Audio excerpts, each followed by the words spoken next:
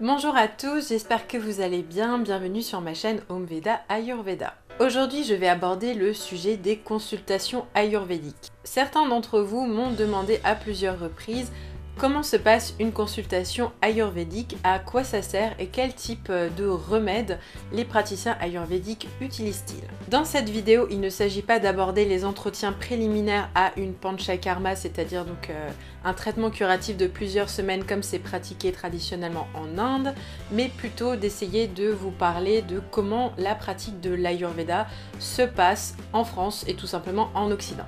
Certains d'entre vous m'ont également posé des questions au sujet des différentes dénominations de praticiens que vous pouvez trouver sur les différents annuaires en ligne. Alors ces noms officiels sont donnés par l'Association des thérapeutes ayurvédiques de France qui s'appelle Ayurveda en France. Vous avez par exemple les conseillers consultants, les thérapeutes corporels, les conseillers en nutrition, donc il y a un certain nombre de titres qui sont donnés. Les bases pour tous ces praticiens sont les mêmes, c'est-à-dire que c'est l'Ayurveda traditionnel, néanmoins c'est plus par rapport à l'angle d'attaque qu'utilise chacun de ces thérapeutes qu'il y a un certain nombre de différences. Et là, si vous cherchez un praticien ayurvédique, ça dépend du coup par quel angle vous avez envie d'attaquer. Est-ce que vous avez plutôt envie d'essayer le massage? Est-ce que vous êtes plus tenté par l'approche alimentaire ou par exemple la phytothérapie ou l'énergétique? Et de toute façon, la plupart des praticiens sauront vous aiguiller vers un autre thérapeute s'ils ne pratiquent pas toutes les techniques ayurvédiques.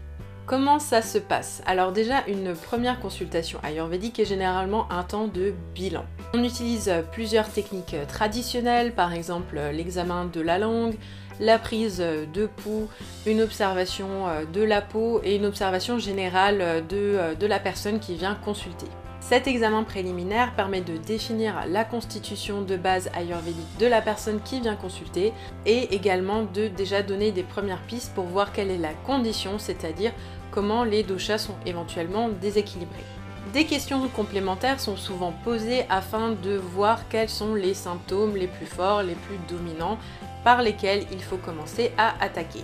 D'autres questions complémentaires généralement peuvent également arriver lors d'un entretien, tout simplement parce que l'Ayurveda étant une discipline holistique, on ne traite pas seulement un corps, on traite une personne. Donc il est possible que le praticien vous pose quelques questions plutôt d'ordre personnel.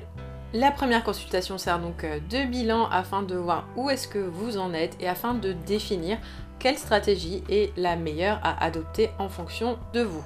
Néanmoins, pour les personnes qui ne sont pas malades, c'est-à-dire qui sont en bonne santé, une consultation ayurvédique, donc un bilan, est intéressant aussi. Pourquoi? Parce que l'Ayurveda donc permet de définir un profil qui est unique à chaque personne en fonction des doshas et les praticiens sont à même de vous donner les clés afin que vous puissiez vous assurer à vous-même une très bonne vitalité et ce en fonction des saisons et également des petits soucis ou des choses, des aléas de la vie de manière générale. Et donc quels sont les remèdes les plus fréquemment utilisés? Cela peut être l'alimentation, cela peut être le massage, donc il faut savoir qu'en Ayurveda le massage n'est pas un massage bien-être mais bien un massage thérapeutique. On peut également passer par l'utilisation des plantes de la pharmacopée ayurvédique, donner des conseils par exemple pour des automassages, des exercices de pranayama ou tout simplement des conseils de manière générale pour tout ce qui est hygiène de vie au quotidien. Néanmoins, là je tiens à le préciser, si vous souffrez d'une maladie lourde, il sera toujours préférable d'aller faire directement une panchakarma en Inde. Pour les soucis un petit peu plus bénins du quotidien, l'Ayurveda est une ressource incroyable pour vous aider à vous comprendre vous-même, vous aider à comprendre les forces en jeu à certains moments de l'année à l'intérieur de votre corps et vous permettre plus de conscience pour vous-même au quotidien. En ce qui me concerne, je ne suis pas forcément très objective sur la question, mais c'est vrai que je conseille à chaque personne au moins de prendre une fois un rendez-vous pour un bilan ayurvédique avec un thérapeute. Et voilà, j'espère que j'ai su répondre aux quelques questions que vous vous posiez à ce sujet. Cette vidéo est maintenant terminée. Si vous l'avez appréciée, n'oubliez pas de laisser un pouce pour me le faire savoir. Si vous avez d'autres questions, n'hésitez pas à les laisser en bas en commentaire, je me ferai un plaisir d'y répondre.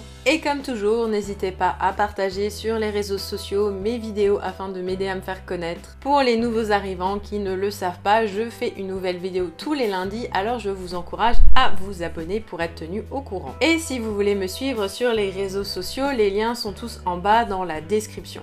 Je tenais encore à vous remercier d'être de plus en plus nombreux chaque jour à suivre ma page, ça me fait vraiment plaisir et surtout ça me fait plaisir de voir l'intérêt pour l'Ayurveda grandir de mois en mois en France. Et voilà, sur ce, je vous souhaite à tous une très belle semaine et je vous dis à bientôt!